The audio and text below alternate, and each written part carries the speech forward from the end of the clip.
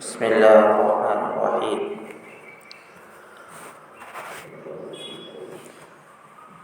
قرآن کریم عربی میں ہے تو ہندوستان میں قرآن جو ہے وہ دوسرے کاموں کے لیے یوز ہوتا تھا، عموماً فال نکالنے کے لیے یا تعویذ کے طور پر استعمال کرنے کے لیے، یا جیسے یہاں دوسرے کاموں کے لیے استعمال کیا جاتا ہے، لیکن اس کو عمل کرنے کے لیے اس کی باریکیاں، اس کے نقطے، یہ کیوں نازل ہوا، اس میں کیا کیا سبق ہیں ہمارے لیے، یہ سب چیزیں جو ہے اس کے لیے استعمال نہیں ہوتا تھا۔ تو اس کو سب سے پہلے علم کی شکل میں جو پیش کیے وہ ہے شاہ ولی اللہ محدث دہلوی رحمۃ اللہ علیہ۔ وہ جو ہے سب سے پہلے جو ہے قرآن کریم کے بارے میں کتابیں لکھے اور جو ہے اس کا باضابطہ درس دیتے تھے۔ ان کے 4 بیٹے ہیں، شاہ ولی اللہ محدث دہلوی کے 4 یا 5 بیٹے ہیں، اور وہ جو ہے ان سے علم حاصل کیے، قرآن کریم سیکھے اور اس کی تفسیر سیکھے، کتابیں پڑھی۔ تو ان کے 2 بیٹے شاہ رفیع الدین صاحب اور شاہ عبد القادر صاحب، یہ 2 بیٹے جو ہے سب سے پہلے 1837 میں اردو میں ترجمہ کیے۔ قرآن کریم کا سب سے پہلے ترجمہ اردو میں انہوں نے کیا، یعنی شاہ رفیع الدین صاحب شروع کیے، ترجمہ کرنا شروع کیے، لیکن وہ کمپلیٹ نہیں کر سکے، وفات پا گئے۔ اور ان کے بھائی شاہ عبد القادر صاحب، یہ ایک مسجد، اکبری نام کی ایک مسجد تھی، وہ مسجد میں 40 سال تک اعتکاف میں بیٹھ گئے۔ 40 سال تک مسجد میں ہی رہنا، مسجد میں ہی کھانا، مسجد میں ہی عبادت کا، مسجد ہی میں رہے وہ 40 سال تک، یہاں تک کہ ان کا جنازہ بھی مسجد سے ہی اٹھا۔ تو وہ مسجد میں کیا کرتے ہیں، قرآن کا ترجمہ یعنی قرآن کو ٹرانسلیٹ کرتے تھے اردو میں۔ تو سب سے پہلے جو ہے ان کے 2 بیٹے اس کا ترجمہ کیے، قرآن اردو میں ترجمہ کیے عربی سے۔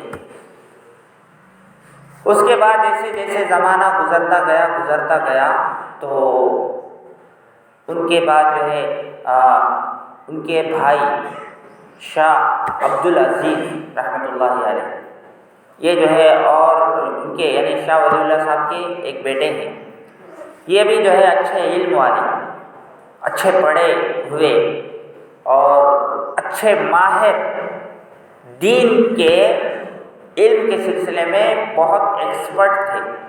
تو انہوں مدرسہ قائم کیے، پھر جو ہے وہاں دلی میں جو ہے علم کو پھیلائے۔ اس کے ذریعے سے وہاں شیخ قاسم نانوتوی رحمۃ اللہ علیہ ان سے پڑھے تھے، ان سے شاہ عبد العزیز رحمۃ اللہ علیہ سے، یعنی ان سے جو ہے علم حاصل کیے، قرآن کا علم، احادیث کا علم۔ پھر جو ہے وہ دلی میں پڑھ کر جو ہے دیوبند میں انہوں نے مدرسہ قائم کیا، دارالعلوم دیوبند۔ تو ایک سلسلہ ہے۔ اس کے بعد جو ہے ان کے شاگردین میں سے شیخ الہند رحمۃ اللہ علیہ ان کو کہا جاتا ہے، محمود الحسن صاحب۔ تو انہوں نے دیکھا کہ یہ جو ترجمہ لکھا گیا ہے وہ پرانے زمانے کا اردو ہے، وہ ترجمہ کام آتا نہیں، وہ ترجمہ آدمی سمجھ سکتے نہیں۔ اب چونکہ چینجز یعنی لینگویج بدلتے رہتی ہے، زبان بدلتے رہتی ہے، بول چال بدلتے رہتے ہیں زمانے کے ساتھ، تو وہ زمانے کا لکھا ہوا ترجمہ آدمیوں کو پڑھے تو سمجھ میں نہیں آتا، ذرا مشکل ہے، اس کو اور آسان کرنا چاہیے بول کے شیخ محمود الحسن صاحب شیخ الہند رحمۃ اللہ علیہ اور ایک ترجمہ لکھے آسان لفظوں۔ اس کے بعد جو ہے حضرت اشرف علی تھانوی رحمۃ اللہ علیہ، انہوں نے بھی جو ہے قرآن کا ترجمہ کیا، لیکن وہ بہت علمی انداز میں ہے، یعنی جلدی سمجھ میں نہیں آتا، وہ پڑھے لکھے لوگوں کو سمجھ میں آتا۔ پڑھے لکھے جو لوگ رہتے ہیں، عالم کو پڑھے ہوئے لوگ، علماء اور دین پڑھے ہوئے لوگ، علمی لوگوں کو ان کی باتیں سمجھ میں آتی ہے۔ بیان القرآن، ترجمہ بیان القرآن، وہ بھی عام لوگوں کو جلدی سمجھ میں نہیں آتی، علمی انداز میں لکھا گیا۔ پھر اس کے بعد ان کے شاگرد مفتی شفیع صاحب، انہوں نے بھی جو ہے ترجمہ لکھا ہے، اس کا ترجمہ اور اس کا ایکسپلین، خالی ترجمہ نہیں بلکہ قرآن کا ایکسپلین بھی کیا ہے۔ قرآن کا ترجمہ نہیں لکھا بلکہ شیخ الہند رحمۃ اللہ علیہ کا ترجمہ اٹھا کے رکھ دیا اس نے، اس کتاب میں اسی ترجمے کو نقل کیا ہے، ساتھ میں اس کا مطلب، اس کا ایکسپلین جو ہے اپنی طرف سے کیے، اور یہ بھی جو ہے کتاب کی شکل میں نہیں، لکھنے کے لیے تیار نہیں تھے، بلکہ یہ بہت بڑے عالم تھے مفتی شفیع صاحب رحمۃ اللہ علیہ۔ لوگوں نے ان کو درخواست کی کیا کہ آپ جو ہے ایسا کیجئے کہ روزانہ قرآن کی تفسیر کیجئے، قرآن ایکسپلین کیجئے، ہمارے کو سمجھائیے، روزانہ ڈیلی سمجھائیے۔ تو پہلے تو ان کو لکھنے کے لیے کہا ہے، انہوں نے کہا کہ میں نہیں لکھ سکتا، بہت سارے لوگ لکھ کے ہیں، اب میں لکھ کے کیا فائدہ، وہ پڑھ لو، لکھا ہوا پڑھ لو، ان کو بولے نہیں ایسا نہیں ہوتا، آپ کو کرنا چاہیے، ان کو بولے۔ تو انہوں کیا کرے، ریڈیو میں ویکلی 1 ٹائم ریڈیو میں درس دیتے تھے، درس قرآن کے نام سے وار میں ایک بار ریڈیو میں پرچار کرتے تھے۔ اس زمانے میں یہی تھا، میڈیا، ٹی وی وغیرہ نہیں تھا، تو وہ ریڈیو میں جو ہے درس قرآن کے نام سے درس دیتے تھے، وار میں ایک بار۔ یہ 11 سال تک چلتا رہا، پابندی سے کرتے رہے 11 سال تک۔ اب وہ ریڈیو کا پرچار شدہ آڈیو لوگوں نے محفوظ کرنا شروع کر دیا، یعنی اس کو جو ہے ریکارڈ کرنا شروع کر دیا اور سننا شروع کر دیا، تو لوگوں کو بہت اچھا لگا، کیونکہ عام زبان میں بولتے تھے اور جو ہے لوگوں کو سمجھ میں آئے جیسا جو ہے قرآن کا ایکسپلین کرتے تھے زمانے کے حساب سے، حالات کے حساب سے، تو وہ لوگوں میں بہت محبوب ہو گیا، لوگوں میں پسند آ گیا۔ کوسا مفتی شفیع صاحب کا آڈیو، انہوں نے اب دوسرے لوگ سنتے تھے تو لوگ ان کو لیٹر لکھے، حضرت آپ جو ہے بہت اچھا بولتے ہیں، قرآن کے بارے میں بہت اچھا سمجھاتے ہیں، ایسا کیجئے آپ نے جو کچھ سمجھایا ہے اس کو لکھ دیجئے، کتاب کی شکل میں آپ اس کو شائع کر دیجئے، پرنٹ کرا دیجئے، اس سے لوگوں کو فائدہ ہوگا۔ تو وہ 11 سال کا پورا جو ہے لوگوں کے بولنے پر انہوں نے پرنٹ کرا دیا۔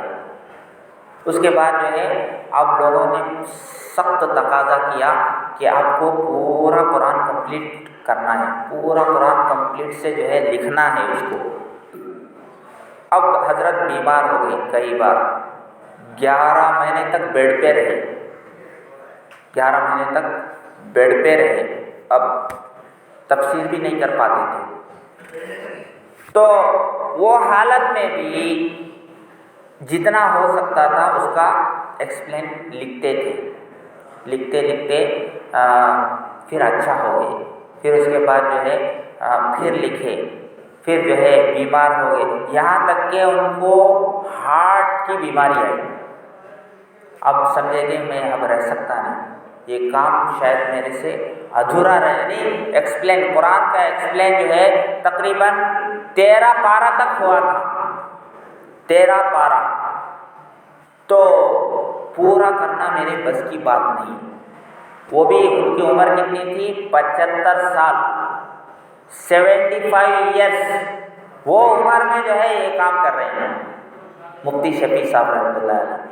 تو اللہ تعالیٰ توفیق دیے ان کو 77 سال میں, 77 ایئرس میں پھر اچھے ہو گئے. اللہ ان کو صحت دیا, عافیت دیا. پھر جو ہے کام بہت تیزی سے شروع کر دیے اور جو ہے اس قرآن کے ایکسپلین کو پورا کمپلیٹ کر دیے. تو معرف القرآن کے نام سے آج بھی مارکیٹ میں ان کی تفسیر اویلیبل ہے, اور وہ 8 جلدوں میں ہے, 7 ویلومز, 8 ویلومز میں ہے, 8 جلدوں میں شائع ہوئی جو قرآن کا ایکسپلین انہوں نے لکھا ہے. تو آج ہر آدمی اس کو پڑھتا ہے, جو بھی اردو پڑھ سکتا ہے وہ اب اس کو, یعنی وہ اردو سمجھنے والا, اردو پڑھنے والا اس کو آسانی سے پڑھ سکتا ہے. مارکیٹ میں موجود ہے, آپ بھی جو ہے اس کو پڑھ سکتے ہیں. بہت آسان لینگویج میں حضرت نے قرآن کو سمجھایا ہے. تو قرآن کریم معجزہ ہے. جیسے پیغمبروں کو اللہ تعالیٰ معجزہ دیتے تھے, جیسے موسیٰ علیہ السلام کو لاٹھی کا معجزہ دیے, اور جو ہے ہاتھ سفید ہوتا تھا, یہ بغل میں ڈال کے ہاتھ نکالے تو ہاتھ سے روشنی آتی تھی, روشنی لائٹ کے جیسا ہاتھ چمکتا تھا. تو یہ ان کا معجزہ. عیسیٰ علیہ السلام کا معجزہ مردوں کو زندہ کرتے تھے اور بیماروں کو اچھا کرتے تھے. تو ایک صالح علیہ السلام کو اونٹنی کا معجزہ دی, اونٹنی کا معجزہ. لیکن جتنے پیغمبر آئے وہ پیغمبر گزر جاتے ہی ان کے ساتھ جو معجزہ ہوتا وہ بھی ختم ہو جاتا. صالح علیہ السلام کی لائف میں ہی ان کا معجزہ اونٹنی مرڈر ہو گیا, ختم ہو گیا. ایسے ہی موسیٰ علیہ السلام گزر گئے, ان کی لاٹھی کا معجزہ بھی ختم اور ہاتھ کا معجزہ بھی ختم. عیسیٰ علیہ السلام کو آسمان پر اٹھایا تو عیسیٰ علیہ السلام کا جو معجزہ ہے مردوں کو زندہ کرنا اور جو ہے بیماروں کو شفا دینا, یہ معجزہ بھی ختم. لیکن اللہ کے نبی صلی اللہ علیہ وسلم کو اللہ نے ایسا معجزہ دیا ہے کہ وہ نبی جانے کے باوجود بھی آج بھی معجزہ ہے. قرآن کیا ہے؟ آج بھی معجزہ ہے. یعنی آج پڑھ کے لوگ مسلمان ہو رہے ہیں, قرآن کو پڑھ کر لوگ مسلمان. ایک جاپان کا مشہور فیمس سائنٹسٹ, اس نے جو ہے ایک ریسرچ کیا. اس نے کیا کیا؟ ایک ریسرچ کیا. اس کا ریسرچ کیا ہے کہ انسان کے جسم میں جو چمڑا ہے, چمڑے کو اگر نکال دیں گے تو انسان کے باڈی کو درد نہیں ہوگا. اس کا ایک ریسرچ یہ ہے کہ اگر انسان کے باڈی سے چمڑا اتار دیں گے تو چمڑا اتارنے کے بعد انسان کو تکلیف نہیں ہوتی, درد نہیں ہوتا. کیونکہ انسان کو جو درد ہوتا ہے وہ چمڑے کی وجہ سے ہوتا ہے. چمڑا اگر نکال دیں گے تو انسان کو کوئی تکلیف نہیں ہوگی. باڈی کو اگر کیا بھی آپ ماریں گے, کاٹیں گے, کچھ بھی محسوس نہیں ہوگا انسان کو. تو اس نے جو ہے قرآن پڑھنا شروع کر دیا, اور قرآن بیان کرتا ہے کہ جہنمی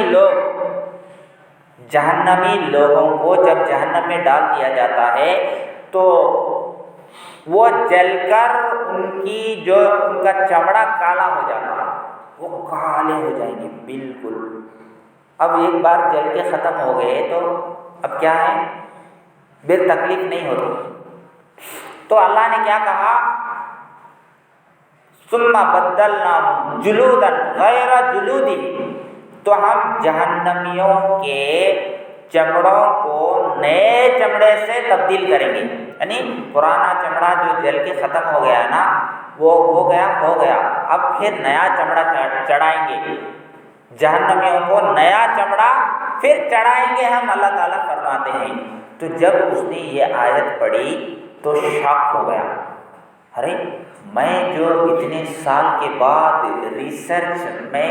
اس ریسرچ پر میں اب پہنچا ہوں کہ چمڑا اگر نکال دیں گے تو انسان کے باڈی کو تکلیف نہیں ہوگی، اور یہ ریسرچ کی بات قرآن جو ہے 1400 سال پہلے ہی بتا دیا، یعنی جہنمی لوگوں کو جب جہنم میں ڈال دیا جائے گا اس کا چمڑا جل جائے گا، اللہ فرماتے ہیں کہ اس کی لیذوقوا العذاب، تاکہ اس کا عذاب کا اس کی تکلیف زیادہ ہونا چاہیے، جہنمی کی تکلیف اور زیادہ بڑھانے کے لیے وہ چمڑا ختم ہونے کے بعد، جل جانے کے بعد اللہ فرماتے ہیں ہم دوبارہ اور چمڑا چڑھائیں گے اس کو۔ کیا مطلب کہ چمڑا نیا جو ہے اللہ تعالیٰ پیدا کریں گے، کیوں؟ چمڑا ہے تو تکلیف ہوتی، چمڑا رہے تو جہنمی کو تکلیف محسوس ہوتی، چمڑا نہیں تو تکلیف محسوس نہیں ہوتا۔ تو قرآن بول رہا ہے، قرآن کیا ہے؟ بول رہا ہے کہ چمڑا رہنے سے انسان کو تکلیف ہوتی ہے، اور میرا ریسرچ بھی یہی ہے، لہذا یہ غلط کتاب نہیں ہو سکتی، یہ سچی کتاب ہے جو سائنس کی بات بھی بتا رہا ہے۔ تو وہ یہ بات سن کر مسلمان ہو گئے، اور وہ مسلمان ہو کر آج اپنی پوری صلاحیت اسلام کے لیے استعمال کر رہا ہے، یعنی میں اب جو ہے اسلام کی تبلیغ کروں گا، قرآن کی تبلیغ کروں گا، اسلام کا پرچار کروں گا۔ تو مسلمان ہو کر آج اسلام کی خدمت کر رہا ہے۔ تو آج قرآن ایسا معجزہ ہے کہ آج بھی لوگ اس کی وجہ سے ہدایت پر آ رہے ہیں، ایسا معجزہ اللہ کے نبی کو اللہ نے دیا ہے۔